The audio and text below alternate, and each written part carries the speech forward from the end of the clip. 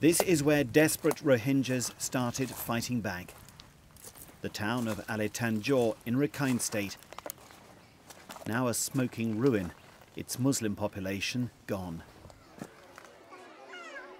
For years, Rohingyas have endured discrimination, abuses and confinement to squalid camps.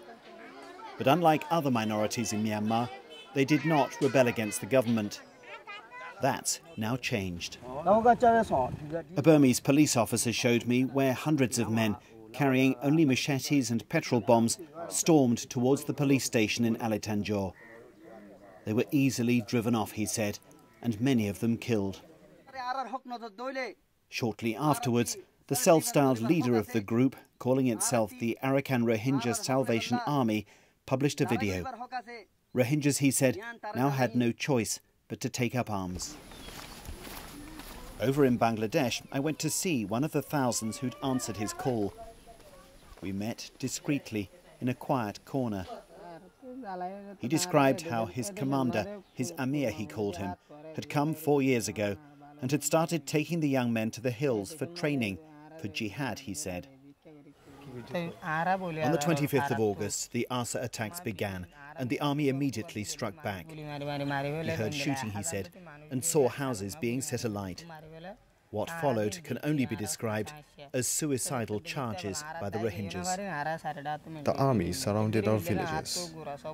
The people had no weapons. Our Amir said, "You're going to die anyway, so you should die for the cause and be martyred."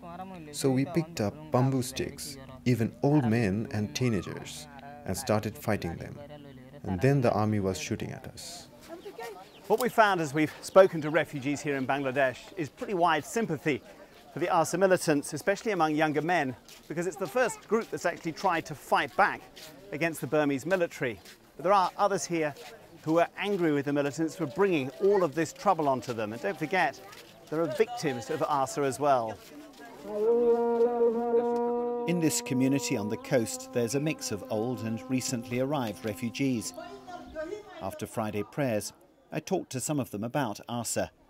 Had it done them any good, I wondered. I think they acted for our benefit, said this young man, but they were not strong enough to fight the Myanmar government. They complained of the many abuses by the Burmese military. At least the militants tried to stand up for us, they said. But then this woman accused ARSA of killing and beating other Muslims.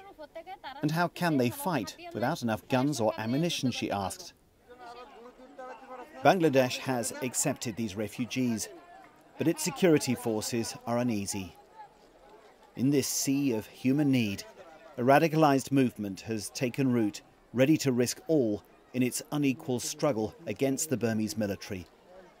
And for international jihadist groups, there is here perhaps a new recruiting ground. Jonathan Head, BBC News, southern Bangladesh.